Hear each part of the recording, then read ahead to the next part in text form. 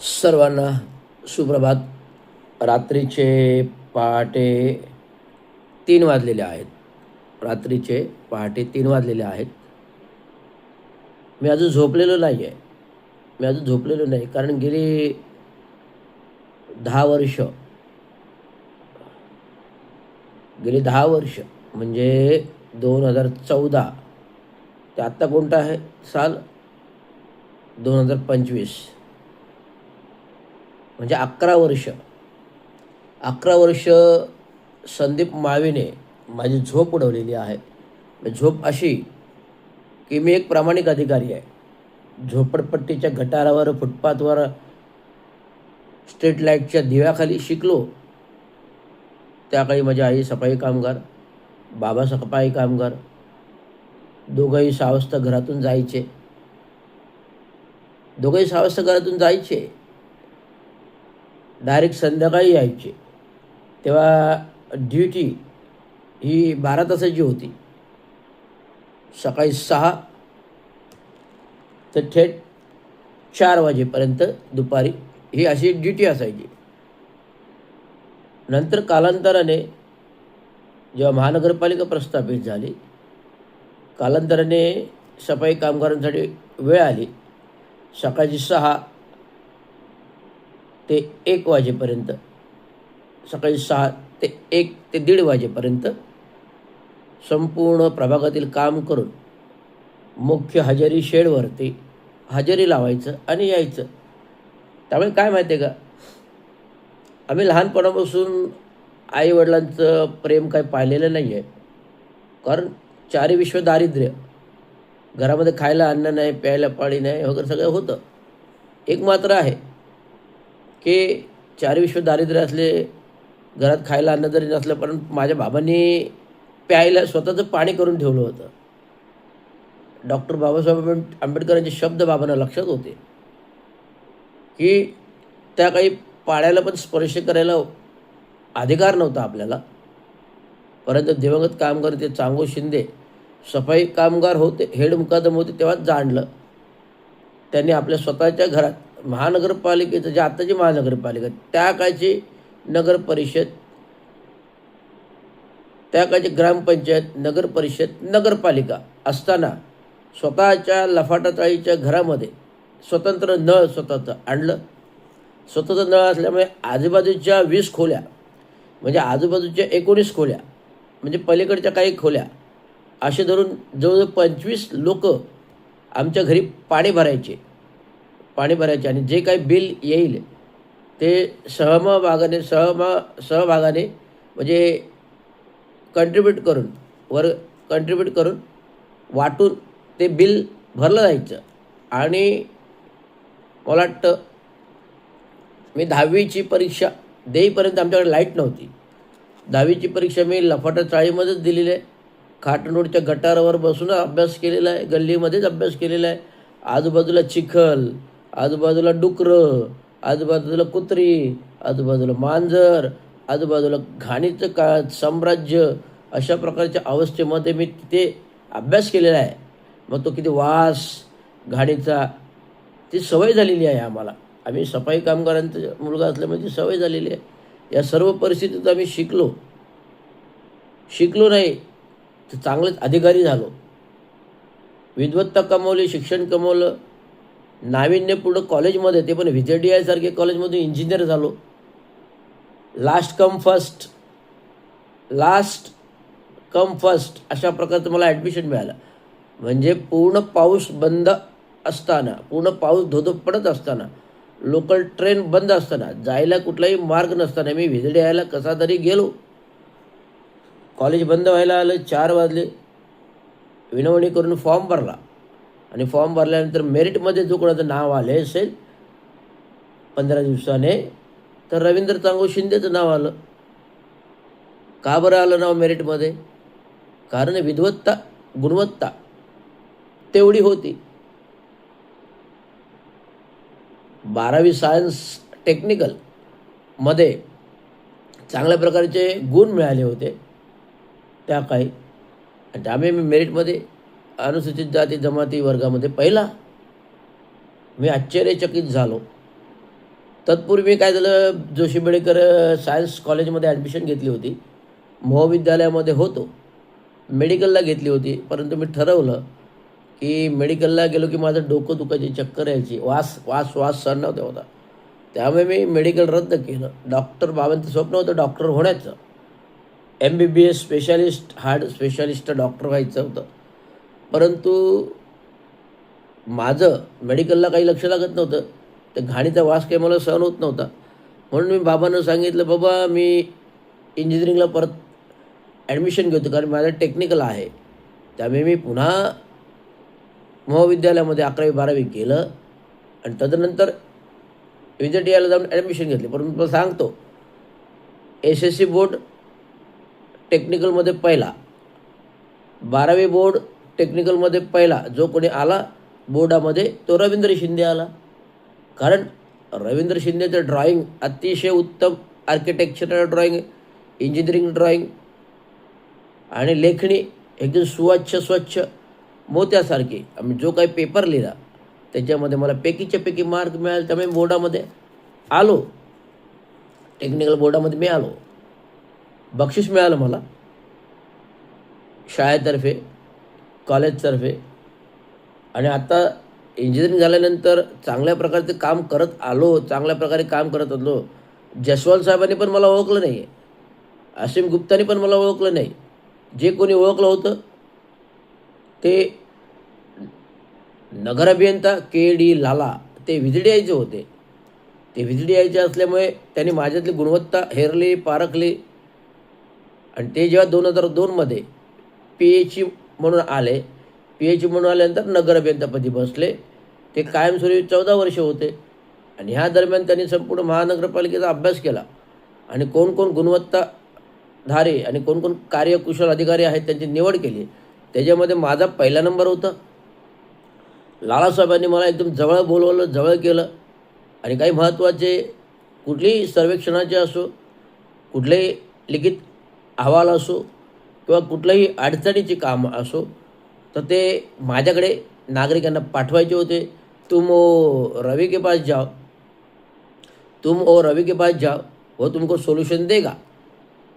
तर अशा प्रकारे त्यांना माझ्यावर कॉन्फिडन्स होता.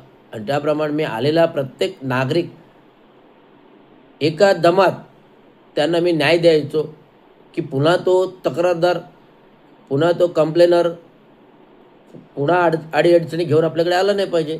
अशा प्रकारचं रवींद्र शिंदेचं काम होतं. त्यामुळे रवींद्र शिंदेने कधी खोटं काम केलं नाही. आणि जसवाल साहेबांनी मला पारखलं नाही. पण जसवाल साहेबांचं एक चॅलेंजिंग काम मी असं केलं की तदनंतर त्याचा विश्वास बसला. रवीजी मेरे को माफ़ करना. जसवाल साहेब स्वतः म्हणाले, शिंदे जी मेरे को माफ़ करना, मैंने आपको पहचाना नहीं. आप कितना कैलिबर है आपको काम करने का. जो 45 डेज में आप ब्रिज बना सकते हो, वो इंजीनियर की थिंकिंग क्या होगी. ना कोई टेंडर है, ना कोई बजट है, ना कोई टेंडर है, ना कोई बजट है, फिर भी आपने मेरे को सिर्फ इन्फॉर्म किया कि कमिश्नर जी मैं एक काम कर रहा हूँ, आप मेरे को सपोर्ट दो, सहकार्य करो. तो मैंने खाली सिर्फ सपोर्ट दिया, सहकार्य के. लेकिन मैंने खुद साइड पे आके देखा तो रवि जी का काम इतना स्किल था. कारण 45 दिवसानंतर संस्कृती फेस्टिवल ओपनमध्ये भरणार होता. आणि नीलकंठ हाईट्स जे आहे तिथं भला मोठा 6 मीटरचा नाला होता. आणि त्या नाल्यावर 20 मीटरचा DP रस्त्याचा ब्रिज करायचा होता. आणि त्याला कुठलीही तरतूद नव्हती, कुठलीही निविदा नव्हती. जर निविदा करायला गेलं असं तर 3 महिने निविदेला, परत 6 महिने प्रोसेसला, परत 18 महिन्यांनी काम चालू. मग त्याच्यानंतर ते सांस्कृतिक फेस्टिवल कधी झालं असतं. तर अशा प्रकारे 2017-18मध्ये हे मी चॅलेंजिंग काम जसवंत साहेबांना करून दाखवलं. केवळ 45 डेजमध्ये मी ते काम ब्रिजचं पूर्ण केलं. 45 डेज डॉट. माझे सर्व अभियंता पण बघत बसले. अनिल पाटलांनी जे माझ्याकडे चॅलेंजिंग काम दिलं, प्रताप सरनाईक यांनी जे माझ्याकडे चॅलेंजिंग काम दिलं, त्यावेळी प्रताप सरनाईक आमदार होते. आणि प्रताप सरनाईक आणि आमची चांगली घनिष्ठ मैत्री आहे. मी कधी कामाच्या संदर्भात आलो नाही, पण मी ज्युनियर इंजिनियर असल्यापर्यंत ते माझ्याबरोबर काम करत होते, कारण ते त्या दिवसापासून नगरसेवक होते. राष्ट्रवादीचे नगरसेवक ते कालांतराने ते शिवसेनेचे झाले. तर प्रताप सरनाईकांनी स्वतः संस्कृती फेस्टिवलमध्ये मला चांदीचं तबक देऊन सत्कार केला. जसवंत साहेबांनी चांदीचं तबक दिलं.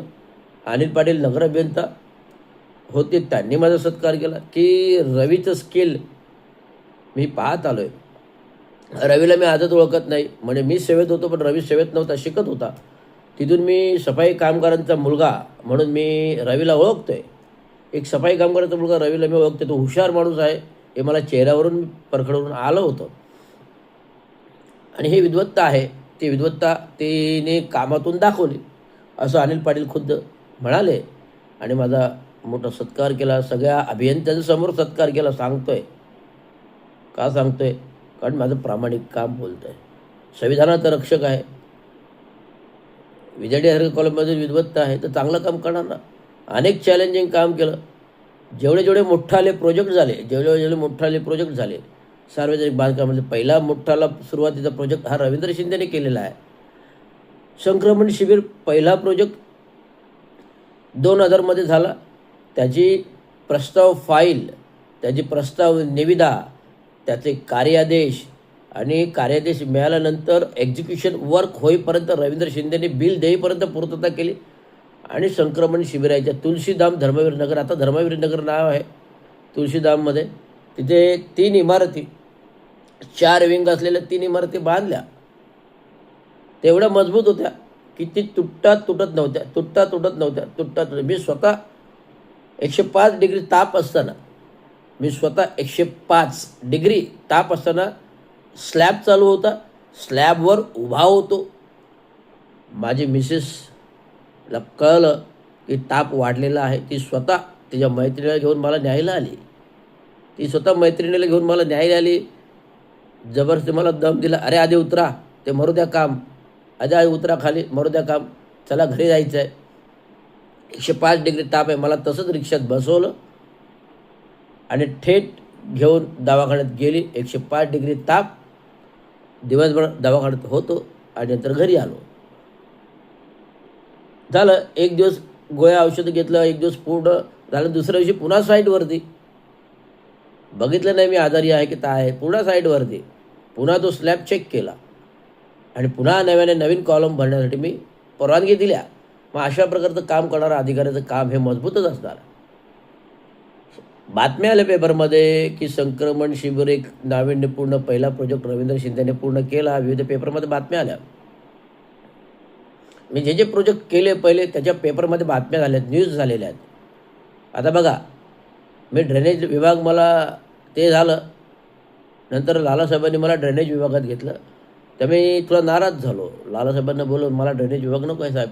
ते अरे रबी, तुम आके तो देखो यार ड्रेनेज विभाग में, तुम्हें ऑटोमेटिक सीख जाओगे और ऑटोमेटिक खुद ही प्लॅनिंग करोगे कैसा करना है काम. ते बरोबर केलं.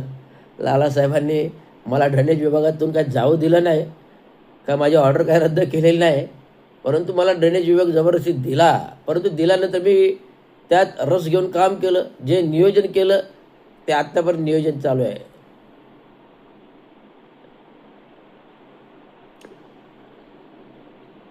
पहिला प्रोजेक्ट जो आम्ही संपूर्ण JNRM अंतर्गत करायचं ठरवलं, तो आधी नाला प्रकल्प 6 कोटीचा, मुंब्र्यातील 36 कलवट, पहिले 18 कलवट 6 महिन्यात, दुसरे कलवट 6 महिन्यात, असं करून रवींद्र शिंदेने नाले विभागाचा NDPचा पहिला प्रकल्प कवा खारेगाव मुंब्रामध्ये पूर्ण केला. जो आत्माराम चौक ते शिववाडापर्यंत 36 कलवट हे एका वर्षात बनवले. आणि संजय शेट्टी पण आश्चर्यचकित झाले. हिर्लेकर साहेब कार्यकारी अभियंता होते, मी उपअभियंता होतो. त्यांनी हिर्लेकर साहेबांची पाठ ठोपडली. साहेब माझी पाठ नको ठोपू, हा अभियंता आहे, हा अभियंता आहे, रवींद्र शिंदेचे स्किल आहे साहेब ते. बघा, म्हणजे एक अभियंता दुसऱ्या अभियंत्याला कसं मान देतो, स्वतः क्रेडिट घेत नाही.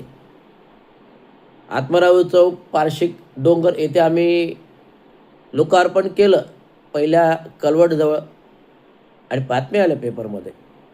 आणि आज तक आहेत मुंबऱ्यामध्ये पाणी तुंबत हे आउटपुट आहे.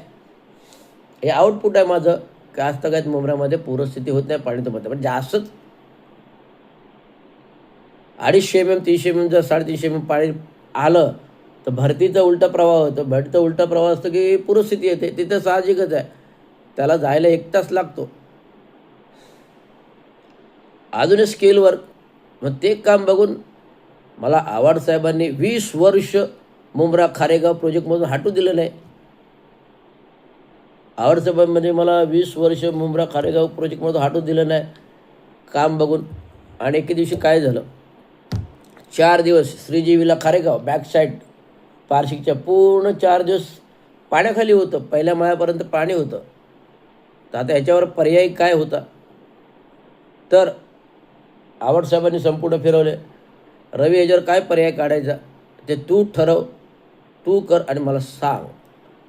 तर मी संपूर्ण INDP विभागामार्फत